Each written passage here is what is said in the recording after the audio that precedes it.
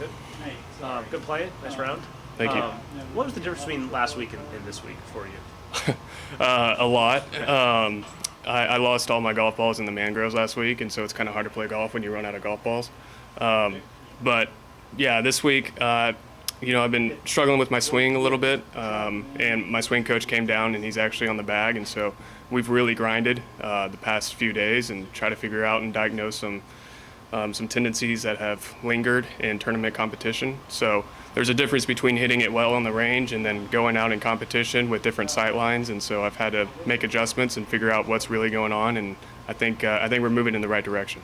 What did you address, and was there a shot early on where you felt like, hey, this is working, or the changes have come in? Yeah, I've had to make adjustments during the round.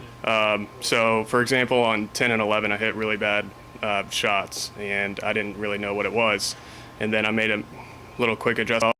12, and then from there on I hit it pretty well, so I was able to kind of make adjustments throughout the round, but I do feel like we're moving in the right direction in regards to the swing, and seeing a positive result like today definitely helps the confidence. Travis, you've played in pressure situations and before big crowds, with the NCAA tournament, the U.S. Open. What was it like just to be out here in your hometown tournament? It means a lot. I grew up 5 minutes from here, so I've always come to this tournament and watched all the pros play, and as a child, it was a dream of mine to maybe be able one day to play in the Houston Open, because that was the big tournament from where I'm from. So just to be here is an honor, and I'm hoping to make the most of it. Did you have a lot of family and friends and supporters out there? Oh yeah, I had about, I would say 50 family friends that I know of that have come out here, and then there's a bunch of people that live in this area that I know of, and so they're either volunteering or they have a booth or something, but yeah, there's a lot of familiar faces. Before they remodeled this course, though, did you play here very much? I did before the remodel, yeah. And once they remodeled it, the course is completely different. The old Houston Open course was pretty short and pretty gettable, and now it's a monster out there. There's long par fours, there's super undulating greens. They can make this place as hard as they would like. Okay, you got one more, finishing your senior year at Texas.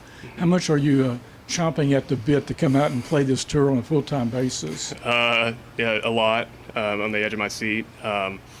Thankfully they've done a lot of great things for college players, specifically with this PGA Tour U deal. So I'm hoping to, play great here and finish off a strong collegiate season, and then maybe, get some Korn Ferry starts and then slowly try to make my way out here.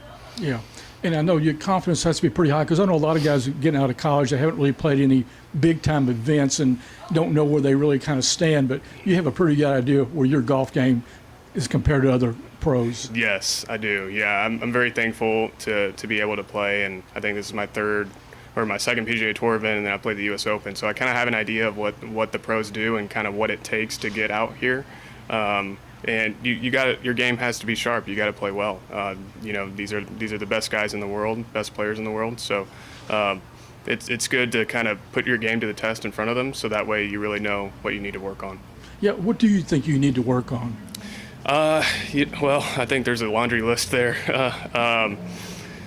Specifically, chipping. I would say chipping and putting has always historically been my weakness, but the past, I would say, couple months, I just haven't been hitting it well, and so for my standards, and I think my swing coach and I were making some adjustments there, and so I was happy with the way that I hit it today, and that usually gives me confidence to other areas of my game. What's your best Houston Open memory as a fan? Well, best memory, I would say watching the playoff with Ian Poulter and Bo Hostler. Bo, I think, was like leading the U.S. Open at 17, and he's always been a huge Texas guy, and he's had tremendous success in college, and so watching him, I know he ended up not winning, but that was cool to kind of be there and witness all that transpire. Any good autographs when you were younger? Stuart Sink gave me an autograph one time. Yeah, I was 5 years old, and he just came off the 9th green and went to the 10th tee box and threw me a golf ball, so that was that was my first Did you tell autograph. him that this week? I ran into him, but I wasn't going to bother him with that. Yeah, he probably doesn't care. Good. Yep. Yep. Okay. Thank you. Yeah, thanks.